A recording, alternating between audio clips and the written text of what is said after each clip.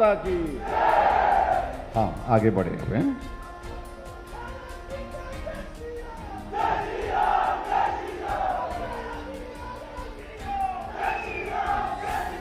आपको भी जय श्री राम।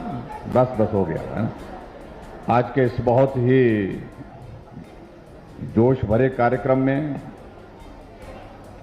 जो यहां करसोग विधानसभा क्षेत्र के अंतर्गत यहां पर आयोजित किया गया है, आज के इस कार्यक्रम में हमारे बीच में आपके इस विधानसभा क्षेत्र के लोकप्रिय विधायक भाई हीरालाल जी, हमारे बीच में पूर्व में विधायक रहे श्री जोगेंद्र पाल जी, हमारे मंडल के अध्यक्ष श्री कुंदर सिंह ठाकुर जी,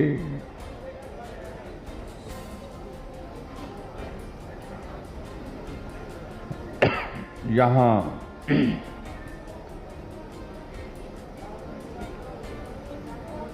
मंडल के महामंत्री सोहन सिंह जी, खुशीराम जी, पार्टी के हमारे साथी श्री युवराज जी, दीपराज जी, युवा मोर्चा के हमारे अध्यक्ष श्री अमित चंद जी, और यहाँ पार्टी के हमारे बीडीसी के हमारे चेयरमैन भास्करानंद जी, जिला परिषद के सदस्य श्री चेतन गुलेरिया जी, हमारे लिए यहाँ पर बहुत दूर से मदद करने के लिए आए, दिल्ली से पार्टी के लिए यहाँ चुनाव की दृष्टि से चुनाव के प्रभारी भाई गुलाब सिंह राठौर जी, जो हमारे बीच में यहाँ पर हैं, और यहाँ उपस्थित सभी पंचायती राज संस्थाओं के चुने हुए प्रतिनिधि, पार्टी के हमारे सभी पदाधिकारी, सभी विभागों के हमारे वरिष्ठ अधिकारीगण, भाइयों बहनों और पत्रकार मित्रों, आज करसोग काफी लंबे अरसे के बाद आना हुआ है।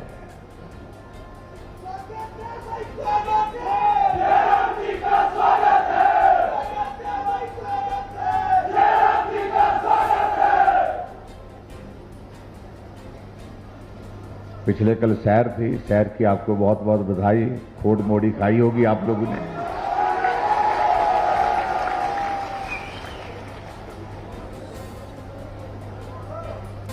क्योंकि हमारे इस इलाके में सैर का बहुत बड़ा त्योहार होता है, जिसको हर घर में मनाया जाता है, और मुझे लगता है कि आप लोगों ने खोड़ मोड़ी भी खाई होगी और उसके साथ साथ ध्रुवा भी दी होगी एक दूसरे को।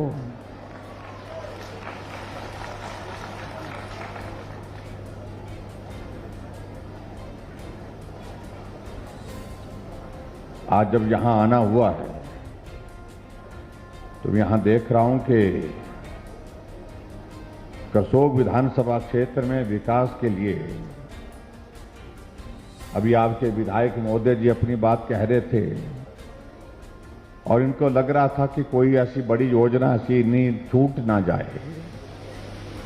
ये जिक्र करने का प्रयास कर रहे थे, लगातार अपनी बात कह रहे थे, और मैं इस बात को भी देख रहा था कि ये किसी भी विधायक के लिए संभव नहीं है कि वो सारी योजनाओं का जिक्र एक सभा में कर सके,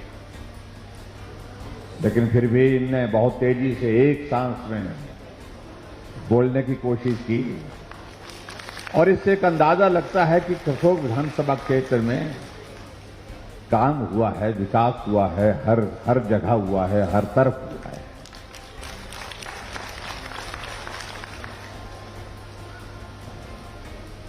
आज जब यहां आना हुआ है तो मैं यहां ये भी देख रहा था,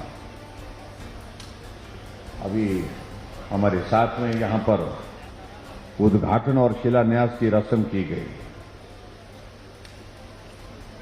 कुल 21 योजनाएं जिनका उद्घाटन किया गया, 12 योजनाएं जिनका शिलान्यास किया गया, कुल 33 योजनाओं का उद्घाटन और शिलान्यास आज एक दिन, एक जगह, एक समय में हुआ।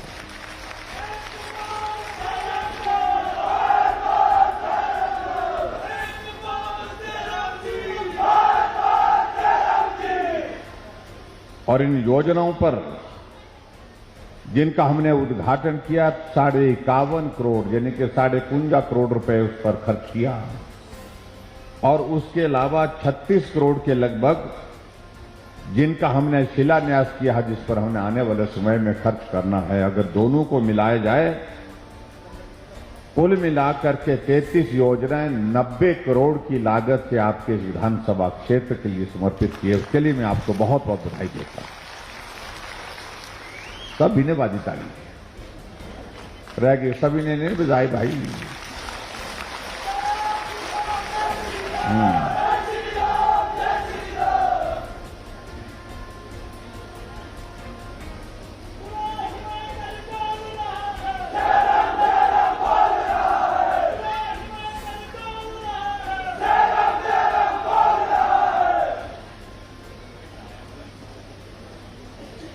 और इसलिए मैं इस बात को मैं कह सकता हूं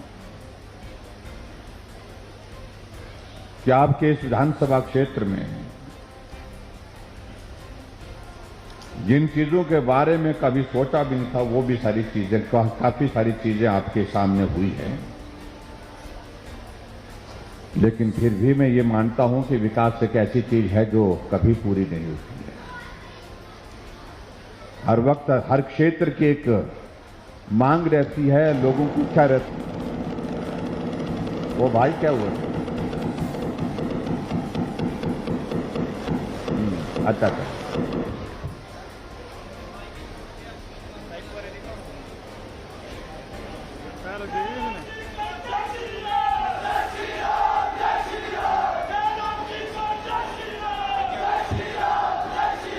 hello hello hello hello hello, Bharat माता की।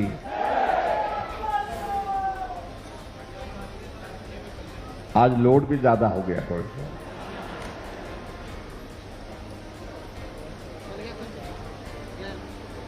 और यहां मैं देख रहा हूं कि पूरा करसोग जोश के साथ बैठा है, तो स्वाभाविक रूप से ये सब तो होना ही था जो हो रहा है। लेकिन थोड़ा जोश बरकरार भी रखिए, अभी आने वाले समय में और जोश की जरूरत रहेगी।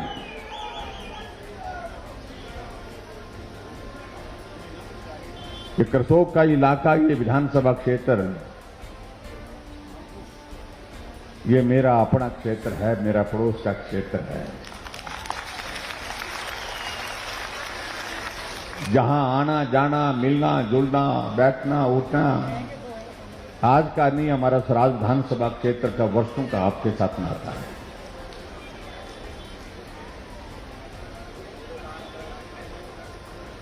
तो थोड़ी सी एक कसर रहती है कि रायगढ़ का ये पहाड़ थोड़ा ऊंचा है, ये थोड़ी मुश्किल करता है आने जाने के लिए। लेकिन अब रास्ता हमने बना दिया। अब मुझे लगता है कि आने वाले समय में सर्दी के मौसम में थोड़ी बहुत दिक्कत होगी, लेकिन बाकी दिक्कत हमेशा के लिए हम दूर करना चाह रहे हैं। और मेरे सराज के लिए घर आने का रास्ता भी यहीं से, मैं शिमला से आता हूं और मेरे यहाँ आने जाने का कोई रास्ता नजदीक का ये हो जाएगा आने वाले समय में।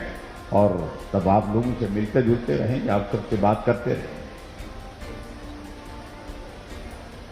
ये आज का कार्यक्रम जो है ये विशेष तरह का कार्यक्रम है और ये कार्यक्रम का आयोजन हमने जहां पर आज करसोग विधानसभा क्षेत्र में रखा। हमारे कांग्रेस के मित्र थोड़ा आजकल बहुत परेशान हैं। आजकल ऐसे भी श्राद्ध लगे हैं,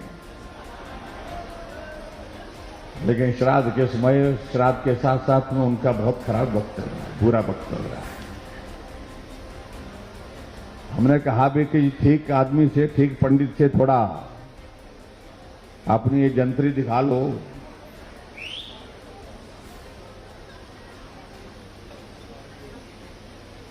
एक तरफ से वहां भारत जोड़ो यात्रा चली हुई है, एक तरफ से देखिए गोवा से भारत छोड़ो, कांग्रेस छोड़ो यात्रा चल रही है।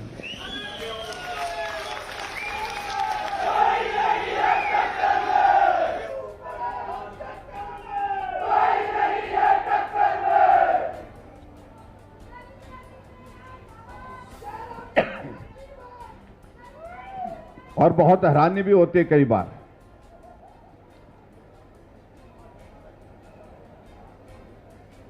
अभी कांग्रेस पार्टी का कोई कार्यक्रम दिल्ली में था महंगाई के खिलाफ, आंदोलन करेंगे, प्रदर्शन करेंगे, और उस प्रदर्शन के लिए पूरे देश भर से लोगों को बुलाया गया। और कांग्रेस पार्टी के राष्ट्रीय अध्यक्ष श्रीमान राहुल गांधी जी भाषण देने के लिए खड़े हुए और महंगाई इतनी हो गई, महंगाई इतनी हो गई, सब चीजों का जिक्र करते रहे। लेकिन बड़ी दिलचस्प बात उसमें ये आई कि आटे को उनने लीटर में तोला है। लगता कभी वो जिंदगी में कभी गए नहीं आटे की दुकान में, और इसलिए उनको ये पता नहीं कि आटा किलो में मिलता है कि लीटर में मिलता है। इससे बड़ा दुर्भाग्य कोई नहीं हो सकता इस देश का, मैं कह सकता हूं, जिस नेतृत्व को यही मालूम नहीं है कि मेरे देश के गरीब लोग पेट भरने के लिए जब आटा खरीदने जाते हैं दुकान में, तो आटा किलो के हिसाब से मिलता है या लीटर के हिसाब से मिलता है।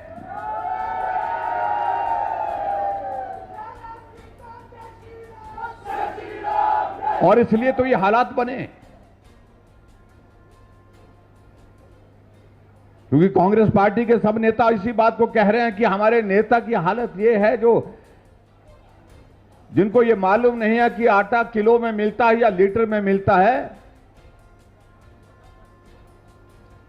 और इसलिए कांग्रेस छोड़ो अभियान जो है बहुत तेजी से बढ़ रहा है आगे। गुलाम नबी आजाद कांग्रेस छोड़ करके आजाद हो गए। 8 विधायक गोवा में कांग्रेस पार्टी छोड़ करके भारतीय जनता पार्टी में शामिल हो गए। और हिमाचल प्रदेश में कांग्रेस के वर्किंग प्रेसिडेंट 2 बार के विधायक पवन काजल कांग्रेस पार्टी छोड़ के भाजपा में शामिल हो गए।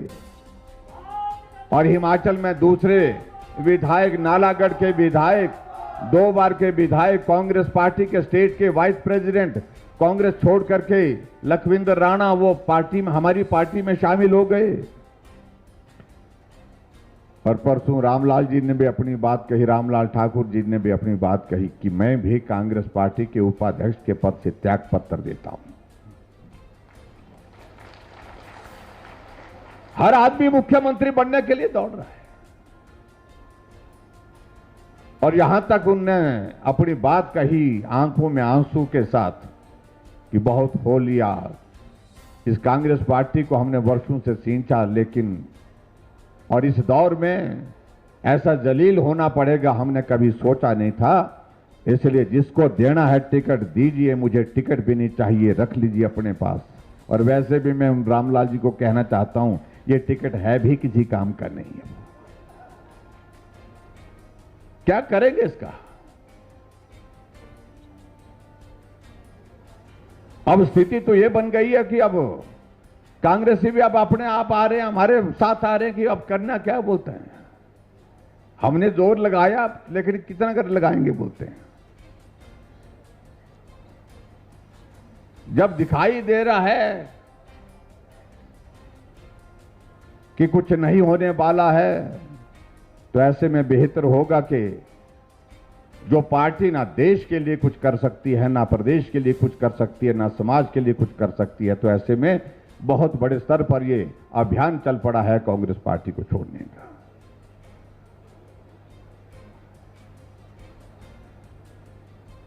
और यहां आज करसोग में हम इस कार्यक्रम में आए हैं। अब कांग्रेस के लोग क्या कर रहे हैं, हमारे तंबू का फोटो खींच रहे हैं। आजकल भाजपा वाले बड़े बड़े तंबू लगा रहे हैं। हमारे तंबू से भी परेशानी हो रही है। हमने कहा कि भाई हमारा तंबू तो दिल्ली में भी गड़ा हुआ है, प्रदेश में भी, हिमाचल में गड़ा हुआ है, तुम्हारा तंबू इधर से भी उखड़ गया, उधर से भी उखड़ गया, तो हम उसके लिए दोषी नहीं है भाई। तुम्हारा तंबू लगने वाला भी नहीं है, और ये आने वाले 20 साल 30 साल नहीं लगेगा इनका तंबू।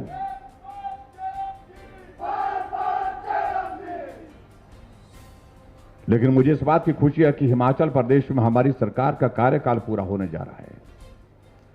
लेकिन फिर भी उसके बावजूद उत्साह और जोश के साथ पूरा हिमाचल के लोग जो है कार्यक्रमों में आ रहे हैं, कार्यक्रमों में हिस्सा ले रहे हैं।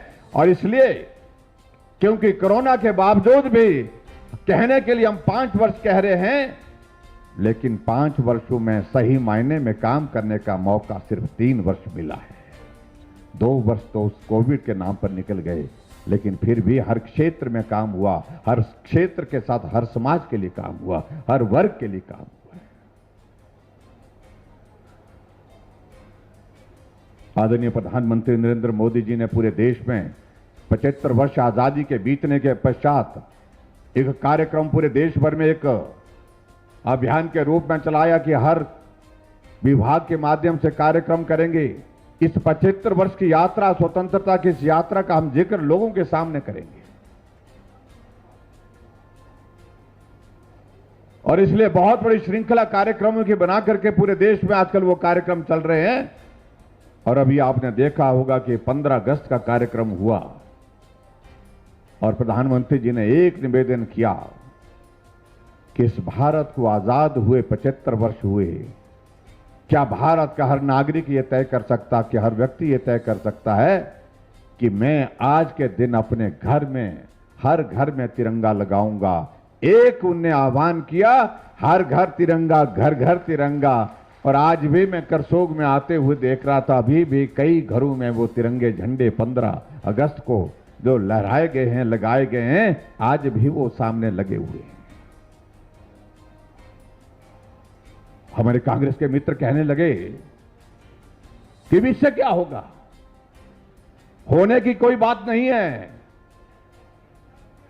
अरे इस तिरंगे के लिए क्या होने की बात कह रहे हैं? इसके लिए हमारे देश के नौजवान जो सेना में भर्ती होकर के अपने जीवन की कुर्बानी देते हैं, उस तिरंगे के लिए तुम इस प्रकार के शब्द का इस्तेमाल कर रहे हैं। इससे बड़ा दुर्भाग्य कोई हो नहीं सकता है।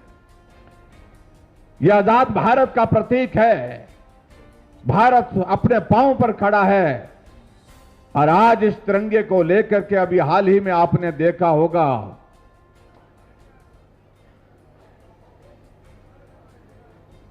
कि बाहर के देशों में भी भारत का सम्मान किस कदर हो गया है।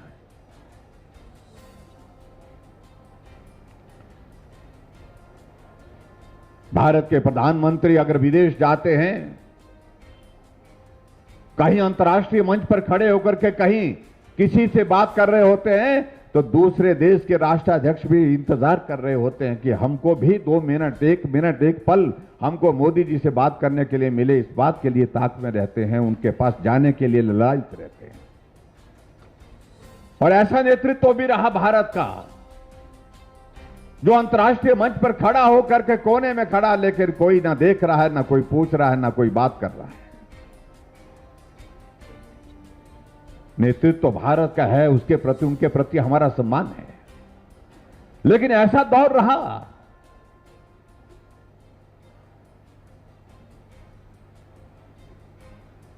लेकिन आज के दौर में भारत का सम्मान पूरे अंतर्राष्ट्रीय स्तर पर किस प्रकार से हुआ, इस बात का मैं जिक्र कर रहा हूं आपके सामने।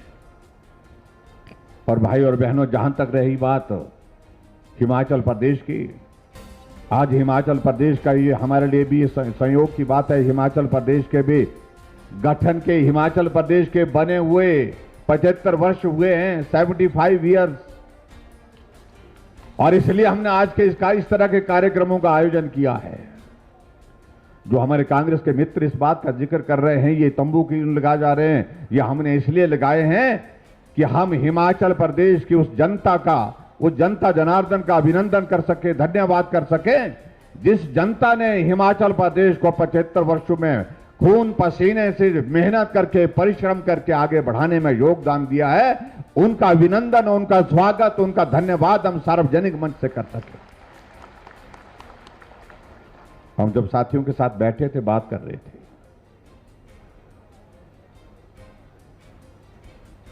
हमारी इच्छा थी कि बहुत सारे हम कार्यक्रम का आयोजन हिमाचल प्रदेश में 75 वर्ष हिमाचल के गठन के इस अवसर पर करना चाहते थे। लेकिन चुनाव नजदीक होने की वजह से हमने कहा बाकी कार्यक्रमों के लिए समय इस वक्त संभव नहीं है। लेकिन एक कार्यक्रम हमने कहा, एक कार्यक्रम हम जरूर करेंगे हिमाचल प्रदेश के 68 की 68 विधानसभा क्षेत्र में, जहां हिमाचल के हर व्यक्ति से हम सार्वजनिक मंच से बात कर सके और उनका धन्यवाद कर सके, क्योंकि हिमाचल को यहां पहुंचाने में आप सबका बहुमूल्य योगदान रहा और आने वाले समय में इस यात्रा को आगे भी इसी प्रकार से हमको तेजी के साथ बढ़ाना है, ताकि हिमाचल पूरे देश भर में अव्वल नंबर पर पहुंच सके, ऊंचाई पर पहुंच सके, विकास की राह पर। उसके लिए आप सबसे बीच में आह्वान करने के लिए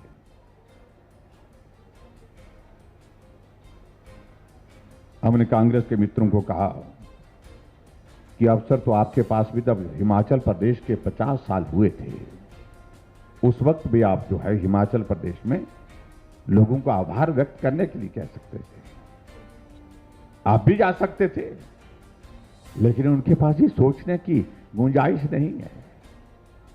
सत्ता में आने के बाद सिर्फ सत्ता चाहिए, सत्ता का दुरुपयोग करना, सत्ता का लाभ लेना, यही उनके जीवन का एकमात्र उद्देश्य रहा। लेकिन हमने हिमाचल प्रदेश में इस बात को सुनिश्चित किया। अभी आपने हमारे आने से पहले यहां डॉक्यूमेंट्री देखी होगी, उस डॉक्यूमेंट्री में आपने इस बात को भी देखा होगा कि मुझसे पहले हिमाचल प्रदेश के जो 5 मुख्यमंत्री और रहे हैं, डॉक्टर वाईएस परमार जी रहे, श्री ठाकुर रामलाल जी रहे, श्री वीरभद्र सिंह जी रहे, श्री प्रेम कुमार धूमल जी रहे, श्री शांता कुमार जी रहे, हम उन्हें उनका भी स्वागत किया, उनका भी अभिनंदन किया है, क्योंकि हिमाचल को आगे बढ़ाने में उनका भी एक बहुमूल्य योगदान रहा है। लेकिन उनके योगदान के लिए तो हम सार्वजनिक मंच से एक बार नहीं, अनेक बार अभिनंदन और धन्यवाद करने के लिए हमको अवसर प्राप्त होते, वो हम करते। लेकिन अब की बार हमने कहा कि अब की बार ये श्रेय पूरे हिमाचल के लोगों के लिए समर्पित करना चाहिए, जिनका जिक्र कोई नहीं करता है, हम उनका जिक्र करेंगे। चाहे एक मजदूर है, चाहे एक किसान है, चाहे एक बागवान है, चाहे एक कर्मचारी है, उन सब भाई बहनों का योगदान रहा है हिमाचल को आगे बढ़ाने में।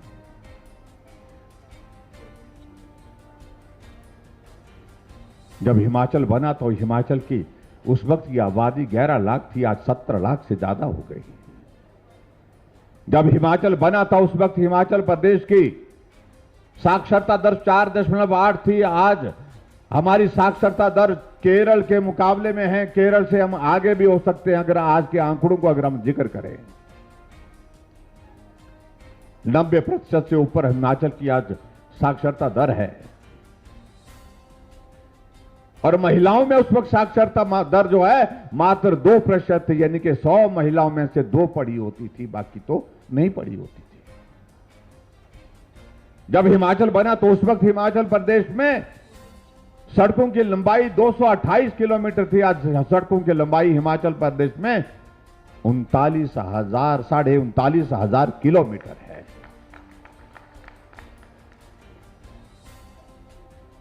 हिमाचल हर क्षेत्र में आगे बढ़ा है, इसलिए क्यों ना उस मजदूर का भी हम आज आभार व्यक्त करें, क्यों ना उस हर वर्ग में, चाहे किसान बागबान है, उनका क्यों ना आभार व्यक्त करें। इसलिए आज मैं करसोग में आया हूं, क्योंकि करसोग के भाई बहनों का भी हिमाचल प्रदेश में बहुत बड़ा योगदान रहा है आगे बढ़ाने के लिए। आज के इस कार्यक्रम में आप सबका भी मैं धन्यवाद करता हूं, और आप सबसे विनम्र निवेदन भी करता हूं कि आने वाले समय में भी हिमाचल को आगे बढ़ाना है, उसके लिए हम सब लोगों को मिलकर के काम करना है।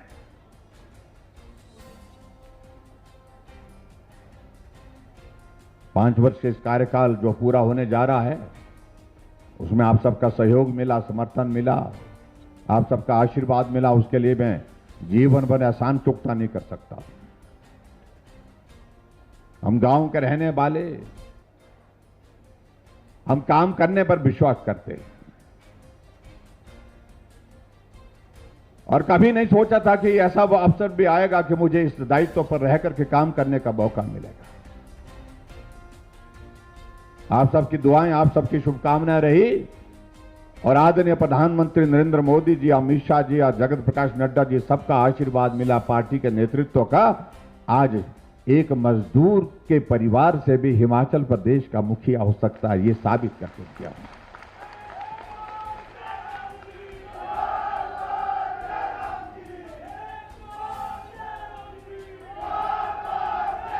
कई बार बहुत विचित्र लगता है जो हमको समझाने में लगते हैं।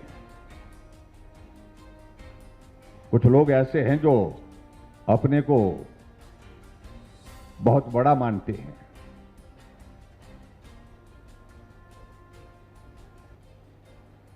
मैंने ऐसे ही किसी सभा में जिक्र कर डाला था कि अब की बार हिमाचल प्रदेश में हमें रिवाज बदलेंगे भाई।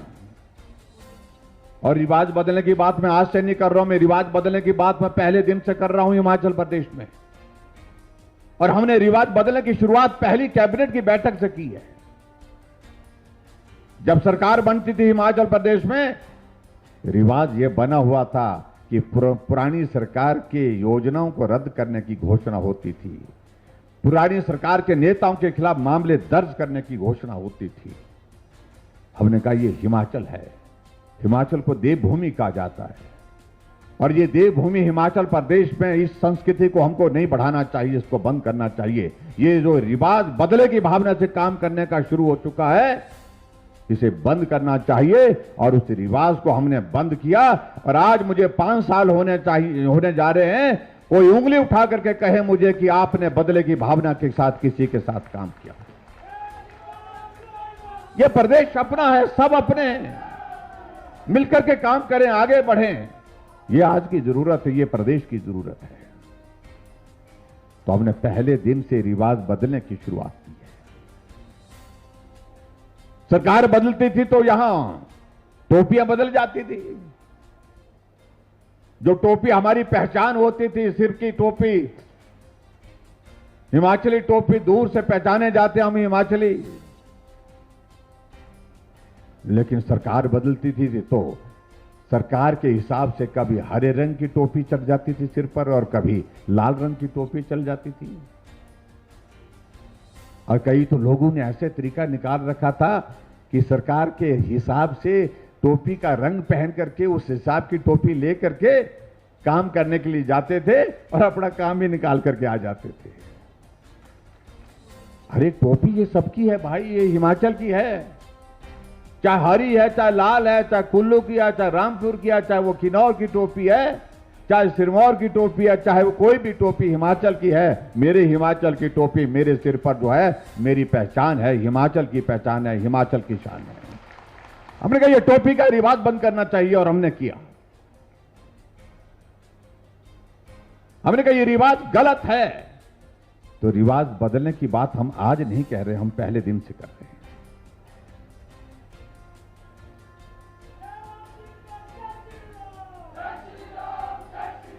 और उस तरह से आगे बढ़ते हुए जब अभी हम बात कर रहे हैं, इन दिनों में हम बात कर रहे हैं रिवाज की, तो मैं ये जरूर कहना चाहूंगा कि पूरे देश भर में रिवाज बदल गया तो हिमाचल में रिवाज क्यों नहीं बदलेगा। जहां भाजपा की सरकारें नहीं बनती थी वहां भाजपा की सरकारें बन गई, जहां भाजपा की सरकारें चल रही थी वो फिर से रिपीट हो गई।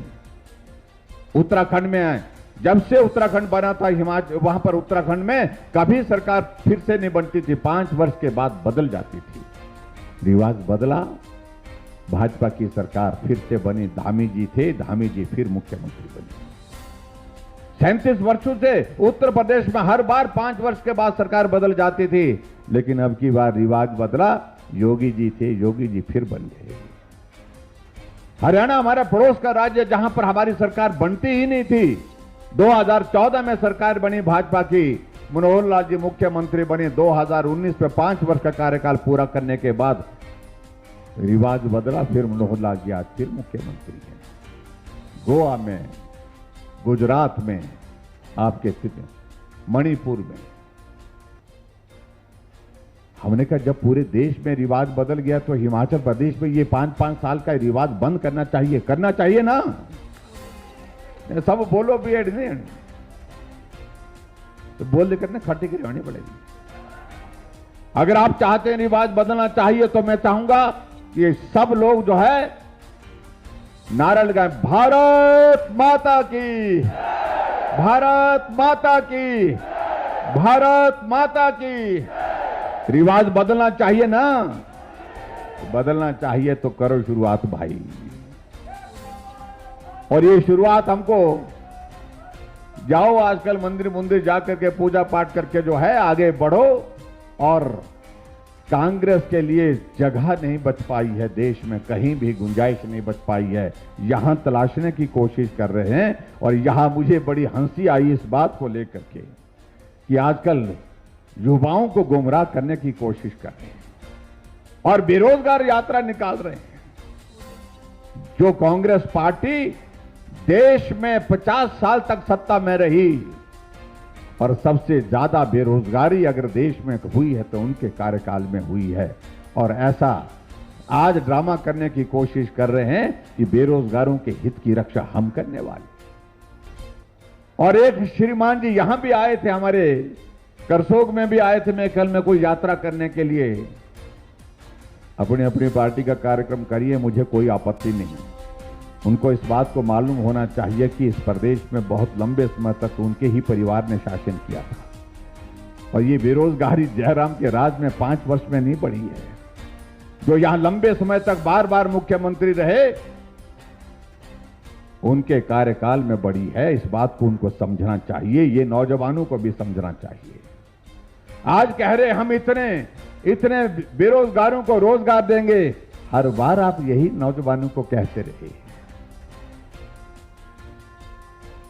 हम 5 लाख लोगों को रोजगार देंगे, लेकिन वो कितने साल तक सत्ता में रह करके अपना सत्ता का सुख भोगते रहे और बेरोजगारों को कितना रोजगार मिला ये आपके सामने है। तो मुझे लगता है कहने की आवश्यकता नहीं है। इसलिए उनके साथ चलने का मेरा कहने का मतलब यह है कि नौजवानों को गुमराह करने की प्रयत्न कर रहे हैं, उसमें वो सफल नहीं होंगे। नौजवान अच्छी तरह से समझता है कि ये परिस्थिति पूरे विश्व की है, पूरे देश की है, पूरे प्रदेश की है। हमें अपने पांव पर खड़े होने के लिए रास्ते खुद भी ढूंढने होंगे और सरकार को भी अपने रास्तों के अपने हर विभाग में नौकरी देने के लिए रास्ते खोलने होंगे, जो हमने खोले हैं। हर विभाग में जितना रोजगार हम दे सकते थे हमने रोजगार देने की कोशिश की। पीडब्ल्यूडी डिपार्टमेंट में कई वर्षों से भर्ती बंद पड़ी थी, मजदूर नहीं लग सकता था। हमने 5000 पीडब्ल्यूडी में नौजवानों को रोजगार देने का रास्ता खोला। हमने कहा हिमाचल प्रदेश में पीडब्ल्यूडी डिपार्टमेंट में आज मजदूर मिलता नहीं, कई किलोमीटर तक सफर करने के बावजूद भी मजदूर मिलता नहीं है। अगर मिलता है तो बेचारा ऐसा बुजुर्ग आदमी मिलता जिसको हम कभी काम करने के लिए कह ही नहीं सकते। इसलिए हमने कहा नौजवानों की भर्ती होनी चाहिए और नौजवान जो है इस प्रदेश के विकास को गति देने के लिए काम करें। और इसी तरह से आईपीएस डिपार्टमेंट में भी हमने आईपीएस डिपार्टमेंट में पूरे 5 वर्ष में लगभग 10,000 से ज्यादा नौजवानों को हिमाचल प्रदेश में नौकरी देने का रास्ते खोले हैं। जितनी हमारी योजनाएं चली हैं उन योजनाओं में काम के रास्ते खोले, लेकिन उनके कार्यकाल में बंद पड़ा हुआ था। जो आज हमारा मार्गदर्शन कर रहे हैं कि बेरोजगारों को रोजगार नहीं। हमने इसके बाद आगे बढ़कर के यह भी तय किया अगर कोई रोजगार सरकारी क्षेत्र में नहीं मिलता है, अगर कोई नौजवान अपने पांव पर खड़ा होने के लिए अपना काम करना चाहता है, अपने पांव पर खड़ा होकर के कोई अपना कारोबार करना चाहता है, हम 1 करोड़ रुपए देंगे और मुख्यमंत्री स्वावलंबन योजना के अंतर्गत उसमें से 25 लाख रुपए उसको सब्सिडी भी देंगे। ये भी हमने उसमें तय किया। हजारों की संख्या में नौजवान आगे आकर के उन्होंने काम करना शुरू किया और हजारों नौजवानों को उसमें रोजगार मिला। लेकिन आज मैं इतने में जरूर कहना चाह रहा हूं आप सबके बीच में, हमने हिमाचल प्रदेश में एक बात को देखा। हमने देखा हमारी मातृशक्ति यहां पर जो बैठी है उनके लिए आने जाने के लिए थोड़ा रास्ता सरल करना चाहिए। हमको आने जाने के लिए किराया कम करना चाहिए, क्योंकि आज महिलाएं काम करने के लिए जाती हैं, खेत में भी जाती हैं, लेकिन खेत से बाहर कहीं और बाजार में भी प्राइवेट सेक्टर में काम करती है, नौकरी करती हैं, दुकान चलाती हैं, अपना कारोबार करती हैं, घर से आना जाना होता है। इसलिए हमने तय किया कि महिलाओं की संख्या कुल आबादी का आधा हिस्सा है और इसलिए किराया भी हमने कहा आधा लेंगे, आधा किराया हमसे। लेकिन जो लंबे समय तक सत्ता में रहे, जो अपने आप को बड़े बड़े कहते हैं, और बड़े बड़े का मैं जिक्र इसलिए मैं करता हूं क्योंकि कुछ लोगों के दिमाग में ये बात बैठ गई है कि ये सत्ता सिर्फ बड़े बड़े लोगों के लिए है, ये छोटे लोगों के लिए नहीं है। गरीब आदमी के परिवार से कोई नेता नहीं बन सकता, वो काम नहीं कर सकता। ये सोच को उतारना पड़ेगा, क्योंकि मैंने जब कहा कि अब की बार हम रिवाज बदलेंगे, तो एक महानुभाव ने यह कहा कि रिवाज तो मेरे पिताजी नहीं बदल पाए, जो 6 बार के मुख्यमंत्री रहे हैं। जयराम, तुम तो किस खेत की मूली हो? हमने कहा हमें तुम मूली बोलो, गाजर बोलो, जो बोलना बोलिए, तुम बहुत बड़े होंगे, लेकिन कई बार बड़े लोगों से बड़े काम नहीं होते, कई बार छोटे लोग भी बड़े काम करते हैं। इस बात को उनको समझना होगा। इसलिए मैंने कहा कि आओ हम सब लोग, छोटे लोग इकट्ठा होकर के इस बड़े काम को करेंगे, रिवाज बदल करके छोड़ेंगे हिमाचल प्रदेश में। हमने बुजुर्गों के लिए पेंशन का प्रावधान किया, 60 साल से ऊपर सभी बुजुर्गों के लिए पेंशन का प्रावधान किया। और जब वो बड़े बड़े लोग थे तो पेंशन 80 साल के ऊपर के बुजुर्गों को दी जाती थी। हमने 7.5 लाख लोगों को पेंशन का प्रावधान किया, वो सिर्फ 4 लाख लोगों को पेंशन देते थे। वो 400 करोड़ रुपए पेंशन पर खर्च करते थे, और हम हिमाचल प्रदेश में 1300 करोड़ रुपए खर्च कर रहे हैं। वो बड़े थे, लेकिन हम बहुत छोटे हैं, लेकिन हमने छोटे लोगों के लिए काम किया, उन गरीब लोगों के लिए काम किया, क्योंकि हम गरीब के करीब रह करके हमने जिंदगी गुजारी है। ये पहाड़ों पर यहां पर आते हैं, भाषण देते हैं। ये करसों की घाटी बहुत सुंदर है, यहां के पहाड़ बहुत सुंदर है। पहाड़ तो सुंदर ही होते हैं, लेकिन कभी चढ़े भी हैं क्या? तब मालूम पड़ता है कि पहाड़ कितना सुंदर होता है। हमने ये पहाड़ चढ़े हैं, ये पहाड़ उतरे हैं। जिंदगी का बहुत बड़ा हिस्सा इन पहाड़ों को चढ़ते और उतरते गुजरा है। इसलिए वो सारी चीज को कह सकते हैं, वो समझ नहीं सकते हैं। हमने हिमाचल प्रदेश में हर घर में गैस का चूल्हा होना चाहिए, ये बड़े लोगों की सोच का विषय नहीं बन पाया। मैं एक जगह एक कार्यक्रम में गया था, कार्यक्रम खत्म होने के बाद महिलाएं आई, 2 महिलाएं आई, जिनने मुझे लिख करके दिया कि हमको गैस का कनेक्शन चाहिए। हमने कहा गैस का कनेक्शन जो है आपको उज्ज्वला योजना के अंतर्गत मिल जाएगा, कपड़े से और सारे उनके इससे लग रहा था मुझे कि गरीब परिवार से है, महिलाओं को होना चाहिए। मैंने अधिकारियों को कहा कि भाई गैस का चूल्हा इनके लिए देना चाहिए, लेकिन जब अधिकारियों ने जब पता किया कि उनको गैस का चूल्हा इसलिए नहीं मिल सकता है कि 2011 की जो जनगणना है उसके आधार पर इनकी पात्रता उसमें उज्ज्वला योजना के अंतर्गत नहीं बन पाई है। फिर मैंने शिमला जाकर के बैठक की अधिकारियों के साथ। मैंने कहा अगर गरीब लोगों को हम गैस का चूल्हा सबको देना हो तो क्या करना होगा? उन्होंने कहा कि मुश्किल काम है, बहुत बड़ी संख्या होगी ऐसी। हमने कहा कितनी संख्या होगी? तो उन्होंने कहा कि 60-70 हजार होगी। हमने कहा 60-70 हजार होता जितनी मर्जी हो, लेकिन मैं गरीब परिवार को हीन भाव के साथ जीने के लिए नहीं मजबूर कर सकता हूं। उनके घर में भी गैस का चूल्हा होना चाहिए। अगर उनके पड़ोस में गैस का चूल्हा है तो गरीब के घर में भी होना चाहिए।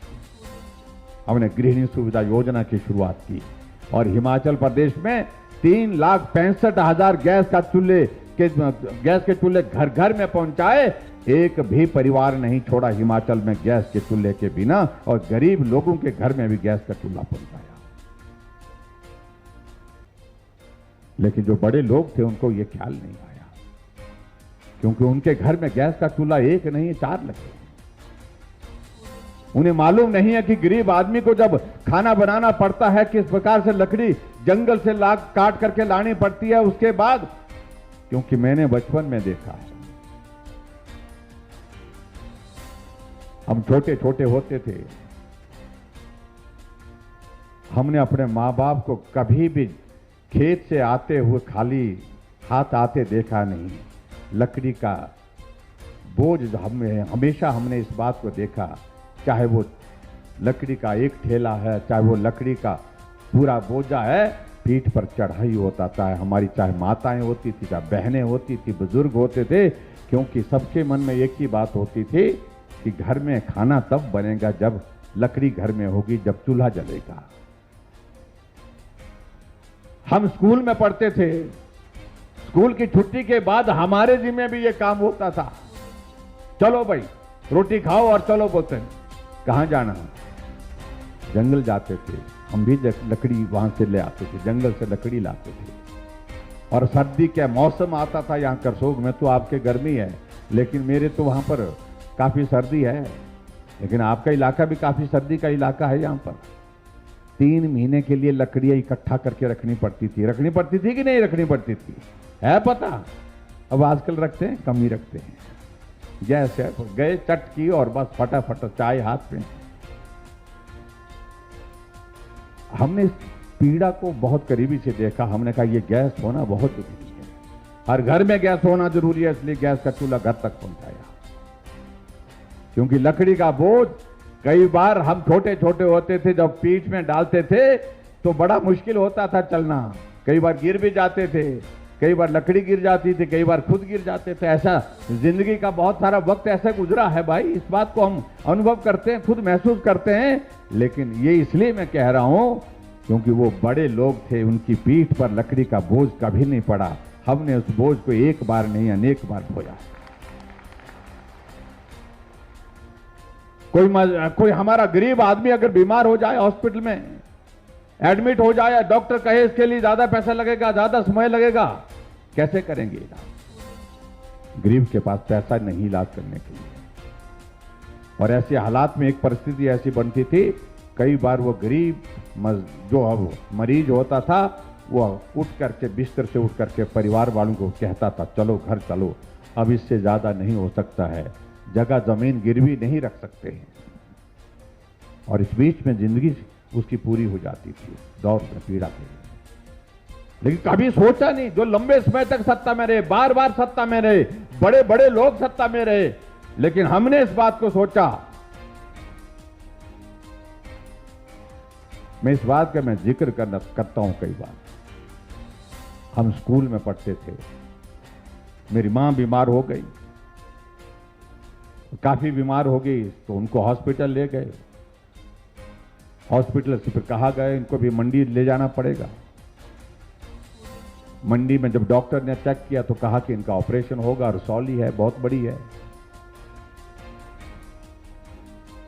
अब इलाज करना जरूरी था। तो रिश्तेदारों से पैसे लेकर के, रिश्तेदारों से मदद लेकर के ऑपरेशन कराया, तो उनकी जिंदगी बची। लेकिन वो कर्ज जो है वो कई महीनों तक वो चुकता करते रहे परिवार के लोग। इसलिए बाकी लोगों ने कभी नहीं देखा होगा इस तरह का दौर। वो बड़े लोग हैं, उनका इलाज बड़े हॉस्पिटल में होगा, वो बड़े लोग हैं, उनके लिए बड़े बड़े डॉक्टर वहां पर हैं।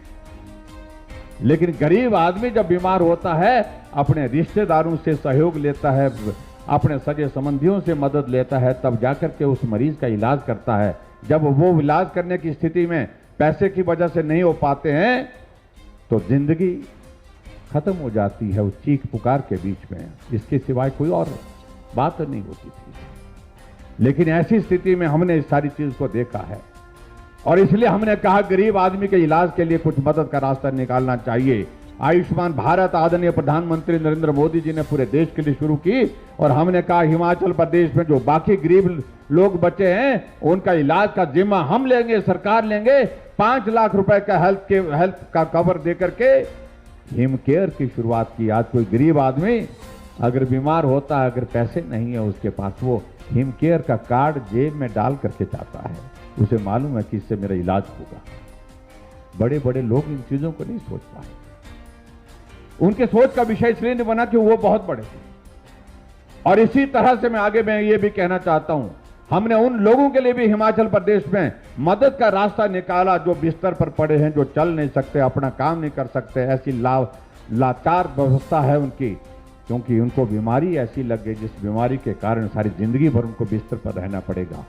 ऐसे लोगों के लिए भी हिमाचल प्रदेश में हमने सहारा योजना की शुरुआत की, और 3000 रुपए उनके खाते में हर महीने कम डालते हैं। ऐसे लोगों की संख्या भी हिमाचल प्रदेश में, ये छोटा सा प्रदेश है, 20,000 ऐसे लोग हैं जो बिस्तर पर हैं, जिंदा तो हैं लेकिन अपना काम खुद नहीं कर सकते।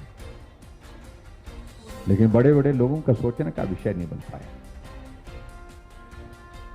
हमने हिमाचल प्रदेश में अभी हाल ही में एक निर्णय किया, महिलाओं के लिए आधा किराए का निर्णय किया, तो कांग्रेस के नेताओं ने कहा मुफ्तखोर बना दिया बोलता है महिलाओं को।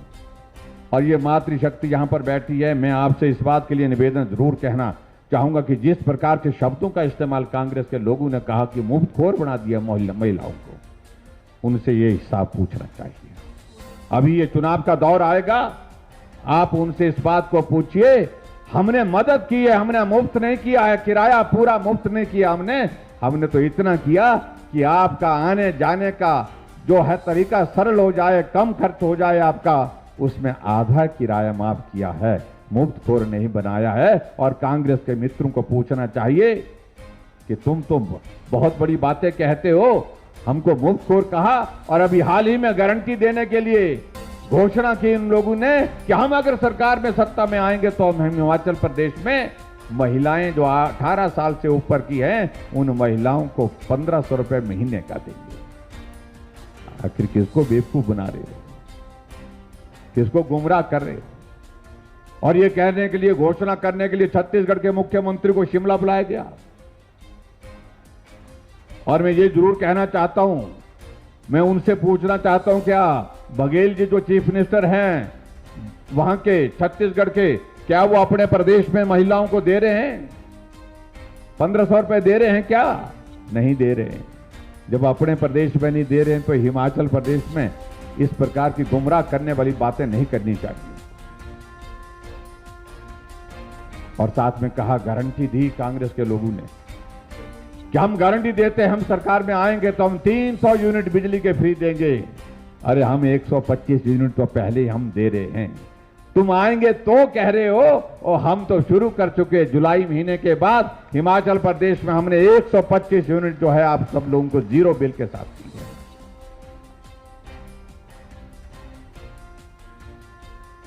क्योंकि हमने इस बात को देखा कि हिमाचल प्रदेश में हमारा गांव में रहने वाला जो वर्ग है, गांव में जो रहने वाले लोग हैं, उनके लिए मदद करनी चाहिए। हर महीने का बिजली का बिल आता है, लट्टू जले चाहे ना जले, लेकिन उसके बावजूद भी 55 रुपए तो आते ही थे, क्योंकि 15 रुपए मीटर के चार्जेस फिक्स होते थे और 40 रुपए सर्विस चार्जेस होते थे। और मैं तो इस बात को भी देखने लगा कि हमारे तो बहुत सारे लोग तो 6 महीने के लिए 2 गृह में जाते हैं, 6 महीने फिर 2 गृह से आ जाते हैं। मैं कहा जब 2 गृह में रहते नहीं है, लट्टू वहां पर जलता नहीं है, लेकिन फिर भी 55 रुपए महीने का आ रहा है किराया। हमने कहा ये बंद करना चाहिए भाई। हमने बंद किया और हमने कहा हिमाचल प्रदेश में गरीब और मध्यम वर्ग के लोगों के लिए 125 यूनिट बिजली हम जो है जीरो बिल के साथ देंगे, और हम दे रहे हैं। और वो कह रहे हैं जब आएंगे, हम कह रहे हैं कि हम दे चुके हैं। इसलिए भाई और बहनों, बहुत सारी बातों का जिक्र हम करेंगे तो बहुत सारा वक्त लगेगा, उन बातों पर मैं जाना भी नहीं चाह रहा हूं। आप सबको भी दूर जाना है, अभी मुझे सरका घाट पहुंचना है, फिर मुझे धर्मशाला पहुंचना है। लेकिन मुझे इस बात की खुशी है कि ये करसोग विधानसभा क्षेत्र हमारा पड़ोस का क्षेत्र है। मुझे पड़ोसी साथ चाहिए, हर हालत में चाहिए। पड़ोसी साथ होगा तो आनंद होता भाई। और वैसे भी एक बात बताऊं मैं आपको, आप गांव में भी रहते हैं, पड़ोसी अगर सुखी है तो पड़ोस में जो रहने वाला है उसको भी आनंद होता है कि वो सुखी जीवन व्यतीत कर रहा है। अगर पड़ोसी दुखी नहीं है, तो सुखी नहीं है, तो सामने वाला चाहे कितना भी सुखी हो, कितना भी समृद्ध हो, उसके सामने उसका रोजमर्रा की जिंदगी का वो नजर जब आता है तो उसको भी दर्द होता है, यार इस गरीब आदमी की भी जो है वो जिंदगी बहुत खराब हो गई। इसलिए पड़ोसी होना ठीक होना चाहिए, पड़ोसी मजबूत होना चाहिए। और इसलिए हम कोशिश कर रहे हैं कि हमारा पड़ोस करसोग है, और ये करसोग जो है हमारा पड़ोसी जो है वो अच्छा होना चाहिए, अपने पांव पर खड़ा होना चाहिए, विकास के रास्ते पर आगे तेज गति से बढ़ने वाला होना चाहिए। इसलिए हमने यहां पर जो आप लोगों ने बोला, चाहे वो सब तहसील खोलने की बात थी, इसके अलावा जो है स्कूल खोलने की बातें थी, चाहे इसके अलावा हेल्थ इंस्टीट्यूशन खोलने की बातें थी, यहां पर पेयजल योजनाओं की शुरुआत करने की बातें थी, उन सारी चीजों को हमने इस विधानसभा क्षेत्र के अंतर्गत बड़े स्तर पर हमने किया है। और जिसका परिणाम आप साफ देख रहे हैं कि आज 90 करोड़ रुपए के उद्घाटन और शिलान्यास आपके इस कार्यक्रम के अंतर्गत हुए हैं। मैं एक एक योजना में जो यहां पर पड़ी है, लंबी है, इनमें सूची दी हुई है, लेकिन मैं एक एक योजना का उसमें बहुत ज्यादा मैं जिक्र नहीं करना चाहता हूं। जो नॉर्म्स के मुताबिक होंगी, चाहे वो स्कूल है, चाहे स्कूल के अलावा जो पटवार सर्कल है, इनने पटवार सर्कल का बहुत जिक्र किया है। पटवार सर्कल इनने बहुत सारे मांगे हैं, एक एक का मैं जिक्र नहीं करना चाहता हूं। नॉर्म्स के मुताबिक आना चाहिए। अगर बच्चों के स्ट्रेंथ और डिस्टेंस जो स्कूल के हिसाब से ठीक है, वो सारे स्कूल हम खोलेंगे, जितने भी स्कूल कहे गए हैं यहां पर। और उसके साथ साथ पटवार सर्कल के लिए जो उसमें टोटल जो है खसरा नंबर कितने हैं वो एक आधार होता है, पॉपुलेशन कितनी है वो एक आधार होता है। उसके आधार पर जितने भी पटवार सर्कल के लिए आप लोगों ने जिक्र किया है यहां पर, वो पटवार सर्कल नॉर्म के हिसाब से मैं रिपोर्ट के लिए तुरंत कहूंगा, ताकि वो जल्दी से जल्दी हमारे यहां पर पहुंच जाए, ताकि उसको हम पूरा कर सकें। और इसके बाद जो 2-3 चीजों को लेकर के आप लोगों ने जो बात कही है, उसमें मैं इतना जरूर कहना चाहता हूं कि एक तो करसोग का जो डिग्री कॉलेज है, जहां पर आप लोगों ने कहा है कि एमए हिस्ट्री और एमएससी की क्लासेस शुरू होनी चाहिए, ये आप लोगों की मांग है। और मैं इस बात से सहमत हूं कि करसोग के कॉलेज में स्ट्रेंथ काफी हो गई, बड़ा कॉलेज हो गया। जब हम कॉलेज में पढ़ते थे तो कॉलेज मंडी में एक ही होता था, एक सुंदरनगर का प्राइवेट कॉलेज होता था और पूरे मंडी जिले में एक कॉलेज होता था, मंडी कॉलेज। सारे करसोग के लोग हमारे मंडी मिलते थे, सराज के लोग मंडी मिलते थे।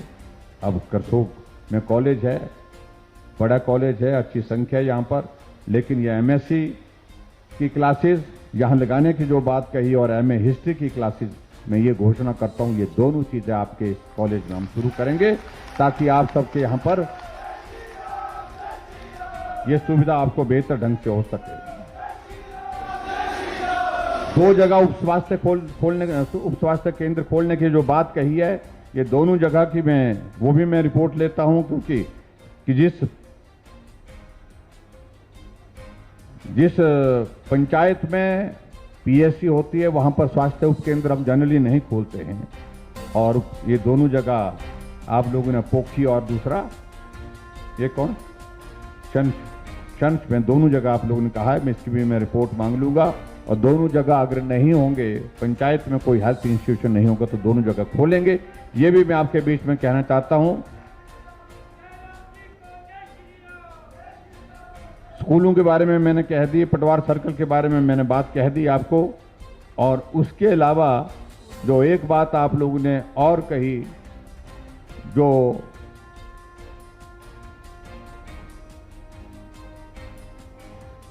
राज्य की माध्यमिक पाठशाला, इसको आप करसोग को अपने अपग्रेड करने की बात कही गई है, तो उसी में आ जाएगी शामिल, जो मैंने कहा कि नॉर्म के मुताबिक होने चाहिए, चाहे वो राजकीय माध्यमिक पाठशाला पुराना बाजार का है, चाहे वो सरही है, चाहे वो मेहरन है, चाहे वो खड़कन है, चाहे वो खंडियारा है, ये सारे की मैं जो रिपोर्ट लूंगा और उसके बाद इसका निर्णय हमारा हो जाएगा।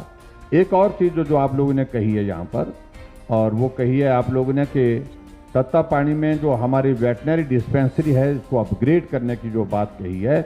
और अगर ये डिस्टेंस के हिसाब से, दूसरा पता नहीं, मुझे मालूम नहीं दूसरा कहाँ है वहाँ पर, वेटनरी हॉस्पिटल कहाँ है, तो ये नॉर्म के मुताबिक आनी चाहिए, और इसको हम अपग्रेड करके वेटनरी हॉस्पिटल करने की मैं घोषणा करता हूँ। और एक चीज और जो कही गई है, उप तहसील अशला, और यहां पटवार अशला से आए हैं लोग, एक आया है, 2 आए हैं, हाँ जी 2-4 आए हैं, चलो कितने पटवार सर्कल पड़ेंगे वहां पर, हाँ जी। इसकी मैं रिपोर्ट के लिए मैं बोल रहा हूं, डिप्टी कमिश्नर को बोल दूंगा जल्दी इसकी रिपोर्ट दें। देखिए कम से कम पॉपुलेशन उसकी एक हिसाब से होनी चाहिए, पॉपुलेशन के साथ साथ में पटवार सर्कल जनरली जो है, पटवार सर्कल जो है वो 10 से ऊपर होने चाहिए। मुझे लगता है कि उस नॉर्म में आना चाहिए। अशला में सब तहसील हम खोलेंगे और नॉर्म के मुताबिक उसको भी पूरा करेंगे, ये मैं आपके बीच में कहना चाहता हूं। और एक चीज और जो लास्ट में बात कही है यहां पर, आयुर्वेदिक स्वास्थ्य केंद्र धारकंडी का कहा है, इसको भी खोलेंगे। हालांकि अब आयुर्वेदिक संस्थान के लिए बहुत ज्यादा मांग है, लोग करते नहीं, आप लोग कर रहे हैं तो करेंगे। और अंत में एक बात और जो पांगणा के इलाके के लोगों ने बात की है और कहा कि हमने बड़ा भारी इंतजार किया है और पता नहीं कब से इंतजार कर रहे हैं, क्यों इंतजार कर रहे हैं मुझे मालूम नहीं। हाँ जी, 10 साल से इंतजार कर रहे हैं। लेकिन अगर 10 साल से इंतजार कर रहे हैं तो हमके तो 5 साल भी हुए नहीं अभी भाई। मैं यही कहना चाह रहा हूं, पिछली बार भी जब करसोग आया तो उस वक्त भी पांगणा के लोगों ने मांग की थी, बड़े जोर से मांग की थी और मैंने कहा था कि आपके अगली बार जब आएंगे करसोग में तो उस बात पर विचार करेंगे। तो हमने विचार किया, पांगणा में डिग्री कॉलेज खोल दिया जाएगा। ये मैं आप सबके बीच में कहना चाहता हूं।